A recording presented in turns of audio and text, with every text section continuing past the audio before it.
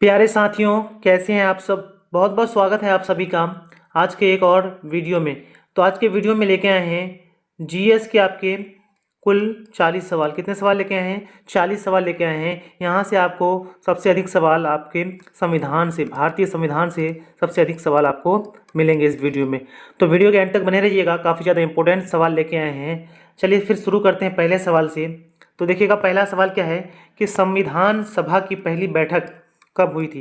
देखिए, तो संविधान बनने की जब प्रक्रिया चल रही थी तो उस समय संविधान सभा का बैठक हो रहा था। ठीक है, तो इस प्रकार से संविधान सभा के कई बैठक हुए थे। इनमें जब पहला बैठक हुआ था वो हुआ था 9 दिसंबर 1946 ईस्वी में संविधान सभा का पहला बैठक हुआ था। ऑप्शन ए यहाँ पे बिल्कुल सही आंसर हो जाएगा।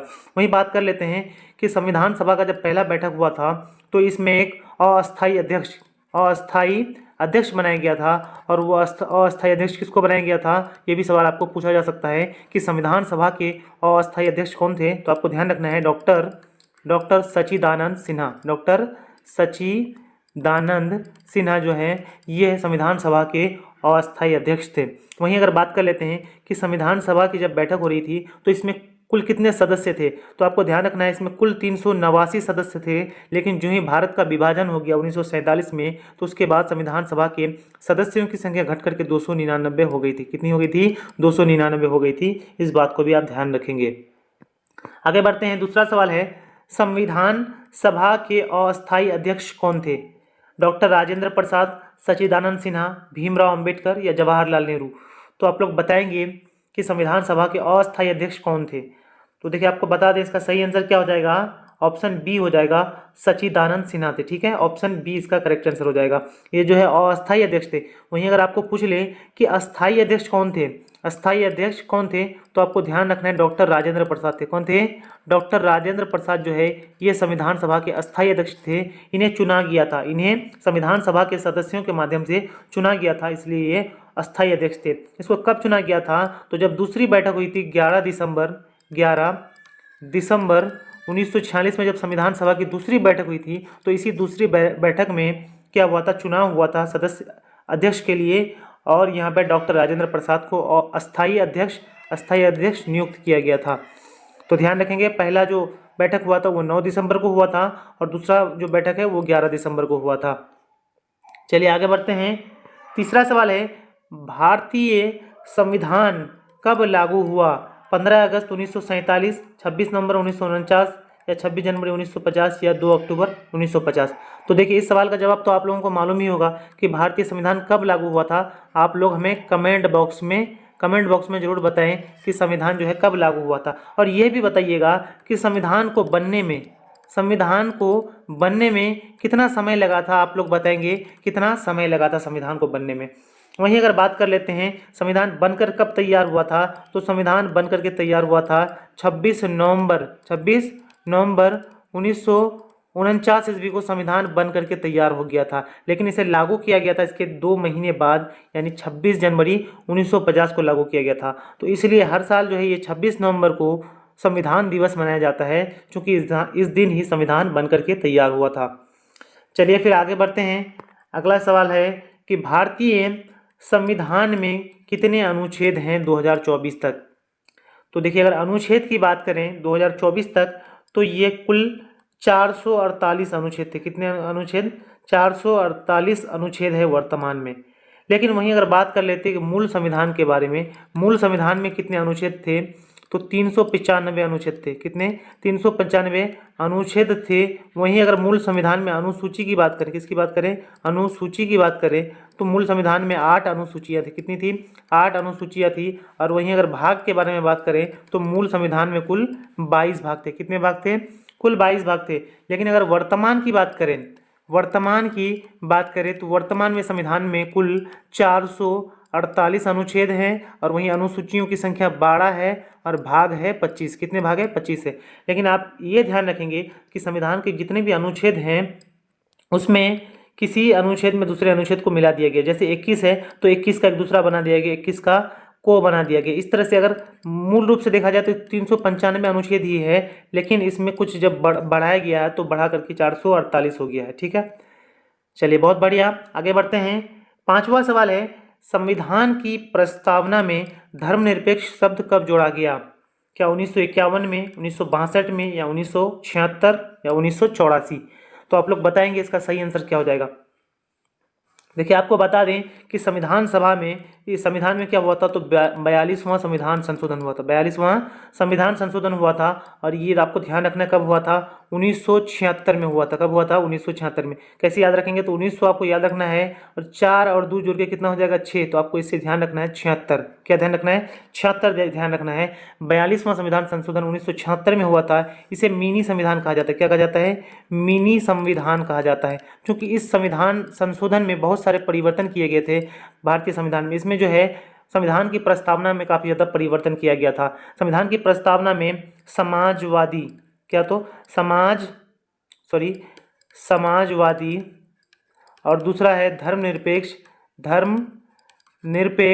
और तीसरा जो है अखंडता, ये 3 शब्द जोड़े गए थे 42वां संविधान संशोधन में। ठीक है, अखंडता, ये 3 शब्द जोड़े गए थे, ये भी आपको ध्यान रखना है। तो कब हुआ था? 1976 ईस्वी में हुआ था। बिल्कुल यहाँ पे सी ऑप्शन सही हो जाएगा। सवाल अगर ये भी पूछ ले कि मिनी संविधान किसे कहा जाता है, तो 42वां संविधान संशोधन को मिनी संविधान के नाम से भी जाना जाता है। अगला सवाल है 6 नंबर में कि संविधान का मुख्य वास्तुकार किसे माना जाता है? वास्तुकार मतलब जो होता है, जो इसका डिज़ाइन तैयार करता है, जो इसका प्रारूप तैयार करता है। ठीक है, प्रारूप। तो प्रारूप जो तैयार करने वाले थे वो कौन थे? डॉक्टर भीमराव अंबेडकर थे। यानी ऑप्शन सी यहाँ पे बिल्कुल सही आंसर हो जाएगा, डॉक्टर भीमराव अंबेडकर हो जाएगा। इनका काफ़ी ज़्यादा योगदान था भारत की संविधान को बनाने में। वहीं अगर बात करते हैं कि भारत के संविधान को हाथ से किसने लिखा था, ठीक है, अपने हाथों से किसने लिखा था, क्योंकि जो मूल संविधान है, जो संविधान की जो ओरिजिनल किताब है, वो बिल्कुल हाथों से लिखा हुआ है। और इसमें हाथों से किसने लिखा था? तो प्रेम बिहारी, किसने लिखा था? प्रेम बिहारी रायजादा ने। प्रेम बिहारी रायजादा ने क्या किया था? रायजादा ने इसको अपने हाथों से लिखा था संविधान को। वहीं अगर बात कर लेते हैं कि इसमें जो कलाकृति की गई थी, यानी संविधान के हर एक पेज में कुछ ना कुछ नक्शा वगैरह बनाया गया है, तो ये कलाकृति किसने किया था? तो नंदलाल बोस। किसने किया था? नंदलाल बोस ने किया था। इस बात को भी आप ध्यान रखेंगे, तो काफ़ी ज़्यादा इंपॉर्टेंट हो जाता है। चलिए आगे बढ़ते हैं फिर। अगला सवाल है 7 नंबर में, मौलिक अधिकार कितने हैं?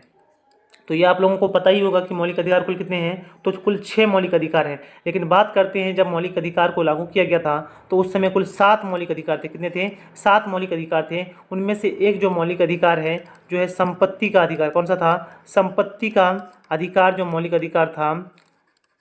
ठीक है, इस मौलिक अधिकार को कब? तो 44वां संविधान संशोधन ये हुआ था 1978 ईस्वी में। कब हुआ था? 1978 ईस्वी में हुआ था। इस संविधान संशोधन के तहत संपत्ति के अधिकार को मौलिक अधिकार से हटा दिया गया था। तो इस प्रकार से कुल 6 मौलिक अधिकार बचते हैं, ये बात आपको ध्यान रखना है। वहीं बात कर लेते हैं कि मौलिक अधिकार को किस देश के संविधान से लिया गया है, यानी किस देश के संविधान से प्रेरित होकर के मौलिक अधिकार को लिया गया है। तो आपको ध्यान रखना है अमेरिका के संविधान से। किस संविधान से लिया गया है? तो अमेरिका के संविधान से लिया गया है, ये भी आप ध्यान रखेंगे।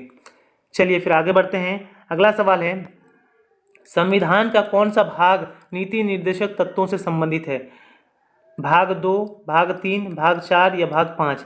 तो देखिए नीति निर्देशक तत्व किस में है। सबसे पहले हम लोग देख लेते हैं भाग 2 में क्या है। तो भाग 2 में जो है वो नागरिकता से संबंधित प्रावधान है। किससे? नागरिकता से संबंधित प्रावधान है भाग 2 में। भाग 3 में क्या है? तो भाग 3 में है मौलिक अधिकार। ठीक है, ध्यान रखेंगे मौलिक अधिकार किस में है, तो भाग 3 में है। वहीं बात कर लेते हैं कि भाग 4 में क्या है, तो भाग 4 में राज्य के नीति निर्देशक तत्व। राज्य के नीति निर्देशक तत्व जो हैं वो भाग 4 में है। वहीं भाग 5 में जो है यह संघ की कार्यपालिका का जिक्र है। किसका? संघ की कार्यपालिका का जिक्र जो है वो संविधान के भाग 5 में है। ठीक है, तो इन सभी बातों को आप ध्यान रखेंगे। अगर आपको किसी भी भाग से सवाल पूछ ले तो आपको ध्यान रखना है। ठीक है, तो यहाँ फिलहाल आंसर कौन सा हो जाएगा, तो ऑप्शन 4 हो जाएगा। ऑप्शन 4 में क्या है, सॉरी ऑप्शन सी हो जाएगा भाग 4। भाग 4 में क्या है, तो राज्य के नीति निर्देशक तत्व हैं। चलिए फिर आगे बढ़ते हैं। अगला सवाल है 9 नंबर में, अनुच्छेद 370 किस राज्य से संबंधित था? तो आप लोगों को बड़े अच्छे से याद होगा कि अनुच्छेद 370 जो है कश्मीर को विशेष राज्य का दर्जा प्रदान करता था। यानी ये जम्मू कश्मीर राज्य के लिए था। किसके लिए था? जम्मू कश्मीर राज्य के लिए था। ऑप्शन सी यहाँ पे बिल्कुल सही आंसर हो जाएगा। 370 अनुच्छेद के तहत जम्मू कश्मीर को विशेष राज्य का दर्जा प्राप्त था। और इस 370 अनुच्छेद को कब हटाया गया? तो 5 अगस्त, कब? 5 अगस्त 2019 को जो है 370 अनुच्छेद को हटा दिया गया था। और हटाने के बाद जम्मू कश्मीर को तोड़कर दो केंद्र शासित प्रदेश बना दिए गए थे। चलिए फिर आगे बढ़ते हैं। अगला सवाल है, भारत को संप्रभु समाजवादी धर्मनिरपेक्ष लोकतांत्रिक गणराज्य किस संशोधन से घोषित किया गया? तो देखिए, आपको बता दें कि जो महत्वपूर्ण परिवर्तन किए, जैसे समाजवादी, धर्मनिरपेक्ष, इस तरह के जो महत्वपूर्ण परिवर्तन किए गए थे, यह 42वां संविधान संशोधन में किया गया था। यानी ऑप्शन बी यहाँ पे बिल्कुल सही आंसर हो जाएगा। और ध्यान रखना है, 42वां संविधान संशोधन कब हुआ था? तो 1976 ईस्वी में हुआ था। मैंने आपको बताया कि इसे मिनी संविधान के नाम से भी जाना जाता है। कौन सा संविधान? तो मिनी संविधान के नाम से जाना जाता है, क्योंकि इसमें जो संविधान में काफ़ी ज़्यादा मूल परिवर्तन किए गए थे, इसलिए इसे मिनी संविधान भी कहा जाता है। चलिए फिर आगे बढ़ते हैं। अगला सवाल है, भारतीय संविधान का कौन सा अनुच्छेद धर्म की स्वतंत्रता की बात करता है? क्या अनुच्छेद 19 है, अनुच्छेद 21, अनुच्छेद 25 या अनुच्छेद 29? तो देखिए, धर्म की स्वतंत्रता का अधिकार बात करता है अनुच्छेद 25। कौन सा अनुच्छेद? अनुच्छेद 25 बात करता है। यानी अनुच्छेद 25 में जिक्र है कि कोई भी व्यक्ति अपने इच्छानुसार किसी भी धर्म को मान सकता है, उस पर कोई भी दबाव नहीं होना चाहिए। वहीं अनुच्छेद जो 19 है, यह स्वतंत्रता के अधिकार से संबंधित है। किससे? स्वतंत्रता के अधिकार से संबंधित है। इसमें अनुच्छेद 19 में 6 प्रकार की स्वतंत्रता का जिक्र किया गया है। वहीं अनुच्छेद 21 जो है, यह जीवन का अधिकार है। ठीक है, यानी इंसान को जिंदा रहने का और व्यक्तिगत स्वतंत्रता का अधिकार है अनुच्छेद 21 में। अगला सवाल है 12वां नंबर, कि संविधान में कितनी भाषाओं को 8वीं अनुसूची में शामिल किया गया है? क्या वो 15 भाषाएं हैं, 20 भाषाएं, या 22 या 24? तो देखिए, संविधान की 8वीं अनुसूची में कुल 22 भाषाओं का जिक्र किया गया। कितनी भाषाओं का? कुल 22 भाषाओं का जिक्र किया है, जिसमें आता है हिंदी, आता है उर्दू, आता है गुजराती, आता है मराठी, आता है तेलुगु, मलयालम। इस तरह से कुल 22 भाषाएं शामिल है 8वीं अनुसूची में। इसे संविधान के द्वारा मान्यता प्राप्त किया गया है। वहीं आपको एक ध्यान रखना कि जो अंग्रेजी भाषा है, अंग्रेजी भाषा जो है, ये संविधान की 8वीं अनुसूची में शामिल नहीं है। इस बात को आप ध्यान रखेंगे, क्योंकि सवाल पूछा जाता है कि इनमें से कौन सी भाषा जो है वो 8वीं अनुसूची में शामिल नहीं है, तो आपको ध्यान रखना है जो अंग्रेजी है ये शामिल नहीं है। चलिए अगला सवाल है 13 नंबर में, कि भारत में पहली बार किस वर्ष आपातकाल लागू हुआ था? तो आपको बता दें कि भारत में अब तक कुल 3 बार आपातकाल लगे हैं। कितनी बार? कुल 3 बार आपातकाल लगे हैं। एक 1962 में। कब हुआ था? 1962 में चीन और भारत युद्ध में ये 1962 में आपातकाल लगाया गया था। दूसरा जो आपातकाल है वो 1971 में भारत और पाकिस्तान युद्ध में। कौन सा युद्ध में? भारत और पाकिस्तान युद्ध में जो है दूसरी बार आपातकाल लागू किया गया था। वहीं तीसरी बार जो है 1975 ईस्वी में इंदिरा गांधी की सरकार में आंतरिक कारणों से, कौन सी कारणों से? आंतरिक कारणों से आपातकाल लगाया गया था। तो इस प्रकार से अगर हम देखें तो पहली बार आपातकाल कब लागू किया गया था? तो 1962 में किया गया था। ऑप्शन बी यहाँ पे बिल्कुल सही आंसर हो जाएगा। वहीं अगर बात कर लेते हैं कि आपातकाल जो है ये संविधान के किस अनुच्छेद में है आपातकाल का जिक्र, तो आपको ध्यान रखना है संविधान का अनुच्छेद जो 352 है, 352 हमें आपातकाल की शक्ति देता है। ठीक है, 352 में है। वहीं अगर बात करते हैं कि आपातकाल की शक्ति हमें किस देश से मिली है, यानी किस देश से हम प्रेरित होकर के आपातकाल लिए हैं, तो ये जर्मनी से। किस देश से? जर्मनी से लिया गया है। इस बात को भी आप ध्यान रखेंगे। चलिए फिर आगे बढ़ते हैं। अगला सवाल है, किस अनुच्छेद के तहत राष्ट्रपति विशेष क्षमादान दे सकता है? यानी राष्ट्रपति के पास हो सकती है, वो चाहे तो किसी की फांसी को रुकवा सकता है, किसी की सजा को भी माफ़ कर सकता है। तो ये किस अनुच्छेद के तहत कर सकता है? तो आपको ध्यान रखना है अनुच्छेद 72 के तहत। किसके तहत? अनुच्छेद 72 के तहत। आप कैसे याद रखेंगे? तो 72 से आपको याद रखना 72। क्या याद रखना है? 72। ठीक है, 72 का मतलब क्या होता है? यानी किसी को भी माफ़ करना, क्षमा देना एक बेहतर काम है। क्या काम है? कैसा काम है? बेहतर काम है। और बेहतर से अभी याद रखेंगे 72। ठीक है, तो 72 जो है इसमें राष्ट्रपति क्षमादान दे सकता है। चलिए फिर आगे बढ़ते हैं।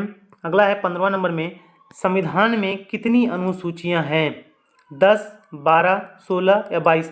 तो मैंने आपको पहले ही बताया कि जो वर्तमान में जो संविधान है इसमें कुल 22 अनुसूचियां, 12 अनुसूचियां। कितनी अनुसूचियां हैं? 12 अनुसूचियां। बी ऑप्शन यहाँ पे बिल्कुल सही हो जाएगा। लेकिन वहीं पे जो मूल संविधान थी इसमें कुल 8 अनुसूचियां थी। कितनी अनुसूचियां थी? 8 अनुसूचियां थी। ये भी आपको ध्यान रखना है। वहीं बात कर लेते हैं इनके महत्वपूर्ण अनुसूचियों के बारे में, तो 11वां अनुसूची और 12वां अनुसूची से आपको सवाल देखने को मिलता है। 11वां अनुसूची में आपको पंचायती राज के जितने भी कार्य हैं, पंचायती राज के कार्य, ये 11वीं अनुसूची में है। वहीं 12वीं अनुसूची में क्या है, तो नगर पालिका के कार्य क्षेत्र है। नगर पालिका के कार्य क्षेत्र का जिक्र किया गया है। किसमें? नगर पालिका के कार्य क्षेत्र का जिक्र किया गया है अनुसूची 12 में, और अनुसूची 11 में पंचायती राज से संबंधित जो कार्य है उसमें जिक्र किया गया है। तो ये दोनों अनुसूची आप ध्यान रखेंगे, क्योंकि ये आपके एग्जाम में पूछे जाते हैं। अगला सवाल है, भारतीय संविधान की प्रस्तावना में न्याय के कितने प्रकार उल्लेखित हैं? जब आप संविधान की प्रस्तावना को पढ़ते हैं तो इनमें 3 प्रकार के न्याय की बात होती है। कितने प्रकार की? 3 प्रकार की। आप पढ़ते हैं सामाजिक, कौन सा? सामाजिक, आर्थिक और राजनीतिक। सामाजिक, आर्थिक और राजनीतिक न्याय, ये आप पढ़ते होंगे संविधान की प्रस्तावना की, सामाजिक, आर्थिक और राजनीतिक न्याय। ठीक है, तो कुल 3 प्रकार के न्याय होते हैं। कितने प्रकार के? कुल 3 प्रकार के। ऑप्शन सी यहाँ पे बिल्कुल सही हो जाएगा। चलिए आगे बढ़ते हैं। अगला है, मौलिक कर्तव्यों की संख्या कितनी है? क्या 9 है, 10 है, 11 है या 12 है? तो बात करते हैं मौलिक कर्तव्यों के बारे में, तो इसकी कुल संख्या 11 है। कितनी है? 11 है। ऑप्शन सी यहाँ पे बिल्कुल सही आंसर हो जाएगा। वहीं अगर बात कर लेते हैं कि मौलिक कर्तव्य जो है ये संविधान के किस भाग में है, तो भाग ध्यान रखना है आपको, भाग 4 का क में है। भाग 4 का क में मौलिक कर्तव्यों का जिक्र है। वहीं अगर अनुच्छेद की बात करें कि किस अनुच्छेद में मौलिक कर्तव्यों का जिक्र है, तो यह अनुच्छेद 51 का को, किसमें? 51 को में इसका जिक्र है। मौलिक कर्तव्य जो है यह 42वां संविधान संशोधन। कौन सा संविधान संशोधन? तो मौलिक कर्तव्य को 42वां संविधान संशोधन, ठीक है, 42वां संविधान संशोधन 1976 में संविधान में शामिल किया गया था। ठीक है, ये भी बात आपको ध्यान रखना है। अगला सवाल है 18 नंबर में कि संविधान के किस भाग में संघ की कार्यपालिका का वर्णन है? क्या वो भाग 4 है, भाग 5, भाग 6 या भाग 7? तो संघ की कार्यपालिका का जिक्र है भाग 5 में। किसमें है? भाग 5 में संघ की कार्यपालिका का जिक्र है। वहीं भाग 4 में क्या है? तो भाग 4 में राज्य के नीति निर्देशक तत्व, राज्य के नीति निर्देशक तत्व जो हैं ये भाग 4 में है। और वहीं जो भाग 6 है इसमें राज्य के क्या है? राज्य के कार्य क्षेत्र, ठीक है, राज्य सरकार के कार्य जो हैं ये भाग 6 में आता है। अगला सवाल है, भारतीय संविधान को विश्व का सबसे लंबा संविधान क्यों कहा जाता है? ठीक है, क्योंकि भारतीय संविधान को क्या कहा जाता है? विश्व का सबसे बड़ा लिखित संविधान, सबसे बड़ा लिखित संविधान भी कहा जाता है। किस लिए कहा जाता है? इसके विस्तृत प्रावधानों के कारण, या इसके लचीलेपन के कारण, या इसके संशोधन के कारण, या इसके उपबंधों के कारण। तो देखिए, इसके विस्तृत प्रावधानों के कारण, यानी इसमें बहुत सारे प्रावधान हैं, बहुत सारे अनुच्छेद हैं, जिसके कारण इसे विश्व का सबसे बड़ा संविधान कहा जाता है। अगला है 20 नंबर में, संविधान सभा में अनुसूचित जातियों का प्रतिनिधित्व किसने सुनिश्चित किया? क्या महात्मा गांधी ने किए थे, डॉक्टर भीमराव अंबेडकर, जवाहरलाल नेहरू या वल्लभ भाई पटेल? तो जितने भी अनुसूचित जाति और जनजातियों के बारे में सोचा था वो सोचा था डॉक्टर भीमराव अंबेडकर ने, यानी इन्होंने ही इनकी भागीदारी सुनिश्चित करी थी। ऑप्शन बी यहाँ पे बिल्कुल सही आंसर हो जाएगा। चलिए आगे बढ़ते हैं। अगला सवाल है, भारत का संविधान किस देश की न्याय प्रणाली से प्रभावित है? क्या ब्रिटेन से, अमेरिका, ऑस्ट्रेलिया या कनाडा? तो भारत की जो न्याय प्रणाली है, यानी न्याय प्रणाली को अमेरिकी संविधान से लिया गया है। ऑप्शन बी यहाँ पे बिल्कुल सही आंसर हो जाएगा। चलिए आगे बढ़ते हैं। अगला है, संविधान का अनुच्छेद 19 किस अधिकार से संबंधित है? समानता का अधिकार, स्वतंत्रता का अधिकार, शिक्षा का अधिकार या धर्मनिरपेक्षता का अधिकार? तो अनुच्छेद 19 में है स्वतंत्रता का अधिकार। स्वतंत्रता के अधिकार की बात करता है अनुच्छेद 19। इसमें कुल 6 प्रकार की स्वतंत्रता की बात की गई है। पहला जो है वो है अभिव्यक्ति की स्वतंत्रता, अभिव्यक्ति की स्वतंत्रता। दूसरा यानी कि आप किसी भी चीज़ को अभिव्यक्त कर सकते हैं। दूसरा है कि सभा बनाने की स्वतंत्रता, आप सभा बना सकते हैं शांतिपूर्ण ढंग से। संगठन भी बना सकते हैं, तीसरा अधिकार है कि आप संगठन भी बना सकते हैं। चौथा है कि आप आवागमन कर सकते हैं। क्या कर सकते हैं? आवागमन, कहीं भी आप आवागमन कर सकते हैं, आपको कोई भी रोक नहीं है संविधान के द्वारा। वहीं है आप किसी भी राज्य में, किसी भी जगह में आप निवास कर सकते हैं, आप रह सकते हैं। और तीसरा है कि आपकी पेशा, आप कहीं भी रहकर पैसा कमा सकते हैं, आप कहीं भी रहकर व्यापार कर सकते हैं।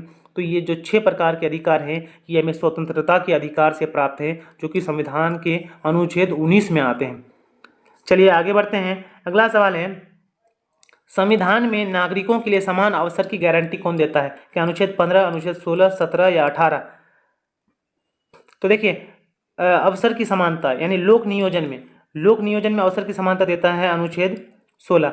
यानी आपकी अगर कहीं पे आपको नियुक्ति किया जाना है, ठीक है, आपको कहीं नियुक्ति किया जाना है तो यहाँ पे अवसरों की समानता के लिए अनुच्छेद 16 है। यानी सभी को अवसरों की समानता मिले, सभी को समान अवसर मिले, इसकी गारंटी कौन देता है? तो अनुच्छेद 16 देता है।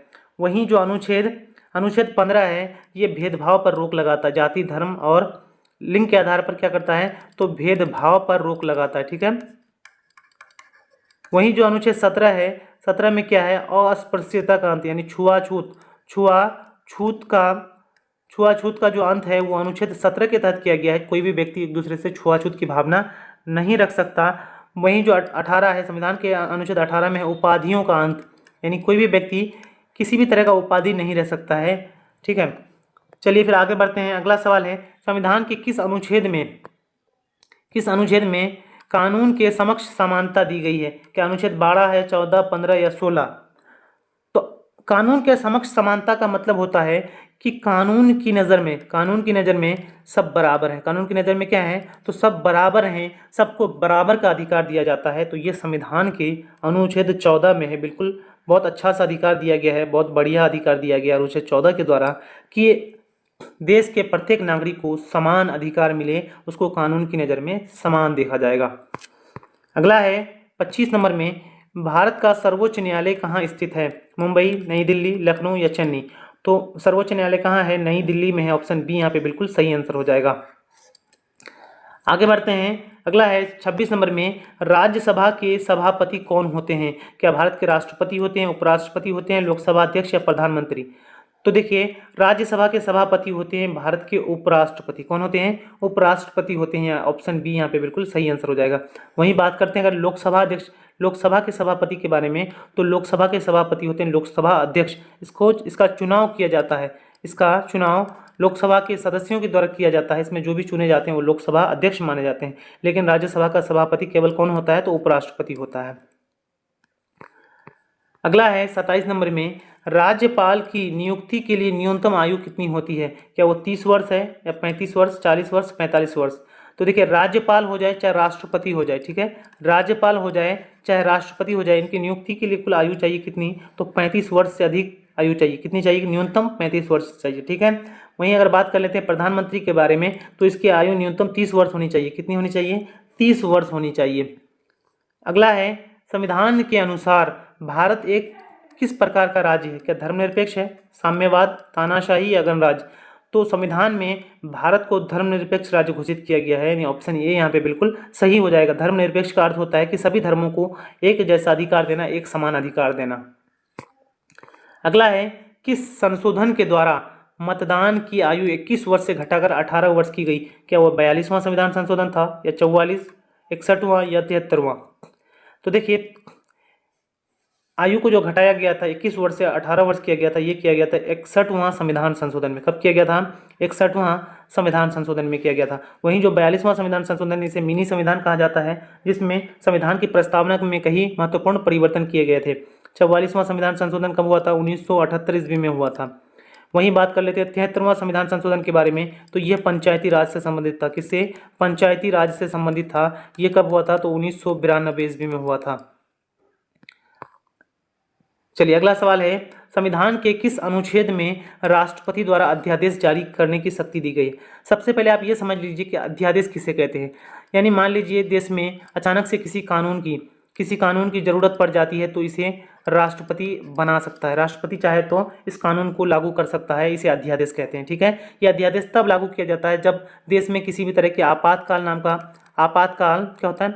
आपातकाल लागू हो जाता है, तो ऐसी स्थिति में राष्ट्रपति अध्यादेश जारी कर सकता है। लेकिन अध्यादेश जारी क्यों करता है? क्योंकि उस समय में क्या होता है कि संसद में राज्यसभा लोकसभा का जो है बैठक नहीं होता है, उसका सत्र नहीं चल रहा होता है। तो ऐसी स्थिति में जब कोई कानून की ज़रूरत पड़ जाती है जल्दबाजी में, तो राष्ट्रपति उसको मतलब अध्यादेश जारी करके कानून को लागू कर सकता है। तो ये अनुच्छेद 123 में 1, 2, 3, क्या ध्यान रखना है? 1, 2, 3 इसमें जो है राष्ट्रपति अध्यादेश जारी कर सकता है। लेकिन बात यह है कि जब अध्यादेश जारी कर देता है, लेकिन उसके बाद जब ये होती है, सत्र चलता है संसद में, उस सत्र में इस अध्यादेश को जब लागू किया जाता है, इस अध्यादेश को जब पारित किया जाता है, तो ये अध्यादेश अगर वहाँ पास नहीं हो पाता है तो ये कानून स्वतः समाप्त हो जाती है। अगला है, संविधान में आपातकालीन प्रावधान किस अनुच्छेद में है? क्या अनुच्छेद 52 में है? तो देखिए, आपातकाल से संबंधित 3 प्रकार के 3 अनुच्छेद है। कितने अनुच्छेद हैं? 3 अनुच्छेद है आपातकाल से संबंधित। आप ध्यान रखना है कि अनुच्छेद 352 क्या है? 352। दूसरा है 356 और तीसरा क्या है? 360। इन तीनों का आप ध्यान रखेंगे। पहला है राष्ट्रीय आपातकाल, किससे संबंधित है? राष्ट्रीय आपातकाल से संबंधित है। दूसरा जो है ये है राज्य आपातकाल, किससे? राज्य आपातकाल, जिसे राष्ट्रपति शासन भी कहा जाता है। तीसरा जो है 360, ये है वित्तीय आपातकाल। क्या है? वित्तीय आपातकाल से संबंधित है 360। तो यहाँ पे बोला है कि संविधान में आपातकाल का प्रावधान किस अनुच्छेद में है? तो राष्ट्रीय आपातकाल के बारे में हालांकि यहाँ पे बोला गया है, तो वो हो जाएगा 352 अनुच्छेद में। ऑप्शन ए यहाँ पे बिल्कुल सही आंसर हो जाता है। वहीं एक सवाल आपको पूछा जाता है कि संविधान में जब आपातकाल लागू किया जाता है तो कौन से ऐसे मौलिक अधिकार हैं जो लागू रहते हैं? बाकी सब मौलिक अधिकार तो उस समय खत्म कर दिया जाता है, लेकिन उनमें से जो मौलिक अधिकार का जो अनुच्छेद 20 है और अनुच्छेद 21 है, यह लागू रहता है, चाहे वो आपातकाल क्यों ना लागू हो, लेकिन अनुच्छेद 20 और 21 जो है ये लागू रहते हैं। अनुच्छेद 20 में क्या है कि आप खुद को दोषी नहीं ठहरा सकते हैं, और अनुच्छेद 21 में क्या है, तो जीवन जीने की स्वतंत्रता का जो अधिकार है वो अनुच्छेद 21 में है। अगला है, जीवन का अधिकार किस अनुच्छेद में शामिल है? क्या अनुच्छेद 19 में है, 21 में है, या फिर 22 या 23 में है? तो देखिए, आपको मैंने पहले ही बता दिया कि जीवन जीने का जो अधिकार है वो संविधान के अनुच्छेद 21 में है। इसका जिक्र किस में है? अनुच्छेद 21 में जीवन जीने का अधिकार है। चलिए आगे बढ़ते हैं। अगला सवाल है, निर्वाचन आयोग की स्थापना किस अनुच्छेद के अंतर्गत होती है? तो देखिए, निर्वाचन आयोग की स्थापना है अनुच्छेद 324 में। किसमें? अनुच्छेद 324 के अंतर्गत निर्वाचन आयोग की स्थापना के बारे में जिक्र किया गया है। अगला सवाल है, संविधान संशोधन की पहली प्रक्रिया किस वर्ष में संपन्न हुई? क्या 1951 में हुई थी, या 1954, 1960 या 1971? तो देखिए, संविधान संशोधन की जो पहली प्रक्रिया हुई थी वो हुई थी 1951 में। कब हुई थी? 1951 में हुई थी। ऑप्शन ए यहाँ पे बिल्कुल सही आंसर हो जाएगा। वहीं बात कर लेते हैं कि संविधान संशोधन की जो प्रक्रिया है ये किस देश से लिया गया है? तो ये अफ्रीका से लिया गया। कहाँ से?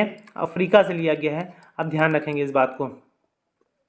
अगला सवाल है, अनुशासन और नीति संबंधी निर्देश, यानी directive principles of state policy, जिसको राज्य के नीति निर्देशक तत्व भी कहा जाते हैं, संविधान में किस भाग में रखा गया है? तो मैंने आपको पहले ही बताया कि राज्य के नीति निर्देशक तत्व जो है ये भाग 4 में है। किसमें है? भाग 4 में है। ऑप्शन सी यहाँ पे बिल्कुल सही आंसर हो जाएगा। अगला सवाल है, मौलिक अधिकारों की अवधारणा किस देश की संविधान से ली गई है? क्या वो ब्रिटेन से लिया गया है, अमेरिका से लिया गया है, या रूस से, या फिर आगे ऑप्शन क्या है? तो अगला ऑप्शन है फ्रांस से। तो मौलिक अधिकार कहाँ से लिए गए हैं? तो ये अमेरिका के संविधान से लिए गए। ऑप्शन बी यहाँ पे बिल्कुल सही आंसर हो जाएगा। मौलिक अधिकार संविधान के किस भाग में है? आप लोग कमेंट बॉक्स में जरूर बताएंगे किस भाग में मौलिक अधिकारों का जिक्र है। वहीं अगला सवाल है, संसदीय प्रणाली का स्रोत क्या है? यानी संसदीय प्रणाली जो है भारतीय संविधान में, ये किस देश से लिया गया है? तो आपको ध्यान रखना है किससे लिया गया है? ब्रिटेन से लिया गया है। ऑप्शन बी यहाँ पे बिल्कुल सही आंसर हो जाएगा। अमेरिका से क्या लिया गया है? तो न्यायिक प्रणाली जो है वो अमेरिका से लिया गया है, मौलिक अधिकार लिया गया है। ठीक है। अगला सवाल है, भारत में राष्ट्रपति की आपातकालीन शक्तियां किस देश से प्रेरित है? क्या जर्मनी से, फ्रांस से, रूस से, या फिर अगला है वाइमर गणराज्य यानी जर्मनी से? ठीक है। तो भारत में राष्ट्रपति की आपातकाल जो शक्तियां हैं ये जर्मनी से ली गई। कहाँ से? जर्मनी से ली गई। ऑप्शन ए यहाँ पे बिल्कुल सही आंसर हो जाएगा। जर्मनी आपको कैसे ध्यान रखना है? तो जर्मनी का जो शासक है वो कौन था? हिटलर था। कौन था? हिटलर। तो हिटलर से आपको ध्यान रखना है कि जब भी हिटलर की बात आती है तो आपातकाल की बात आती है, क्योंकि हिटलर ऐसा व्यक्ति था कि वो आपातकाल की स्थिति ला देता था। तो हिटलर से आपको ध्यान रखना, जर्मनी की आपातकालीन शक्तियाँ कहाँ से ली गई हैं? तो जर्मनी से ली गई हैं। अगला सवाल है, प्रस्तावना में स्वतंत्रता, समानता, बंधुत्व का विचार किस देश से लिया गया है? अमेरिका से, फ्रांस, ब्रिटेन या रूस? तो स्वतंत्रता, समानता और बंधुत्व का अधिकार जो लिया गया है ये लिया गया है फ्रांस की क्रांति से। कहाँ से लिया गया है? फ्रांस की क्रांति से लिया गया है। बिल्कुल यहाँ पे ऑप्शन बी सही आंसर हो जाएगा। ब्रिटेन से लिया गया संसदीय प्रणाली, यानी भारत में जो संसदीय प्रणाली है यह ब्रिटेन की संविधान से लिया गया है। चलिए अगला सवाल है और अंतिम सवाल भी है हमारे आज के इस वीडियो का। क्या है? समवर्ती सूची किस देश से ली गई है? America, Australia, Canada, France? तो देखिए, भारत में जो शक्तियों का विभाजन किया गया वो 3 प्रकार की सूचियों में किया गया। एक होता है संघ सूची, ऐसी शक्तियां जो केंद्र सरकार के पास है। दूसरा है राज्य सूची, ऐसी शक्तियां जो राज्य सरकार के पास है। और तीसरा होता है समवर्ती सूची, ऐसी शक्तियां जो राज्य और केंद्र दोनों के पास होती हैं उसे समवर्ती सूची में रखा गया है। तो समवर्ती सूची का जो प्रावधान है ये ऑस्ट्रेलिया से लिया गया है। कहाँ से लिया गया है? ऑस्ट्रेलिया से लिया गया है, ये आपको ध्यान रखना है। तो ऑप्शन बी यहाँ पे बिल्कुल सही आंसर हो जाएगा। तो देखिए आज के वीडियो में हम लोगों ने कुल 40 महत्वपूर्ण प्रश्नों को देखा और इसमें जो महत्वपूर्ण डिस्कशन किया ये भी आपके एग्जाम की दृष्टि से काफ़ी ज़्यादा इंपॉर्टेंट है। तो देखिए इसी तरह के हम लोग वीडियोस लाते रहते हैं। इस तरह की सीरीज़ को मिस ना करने के लिए चैनल को सब्सक्राइब कर लें। फिर मिलते हैं अगले वीडियो में। जय हिंद, जय भारत।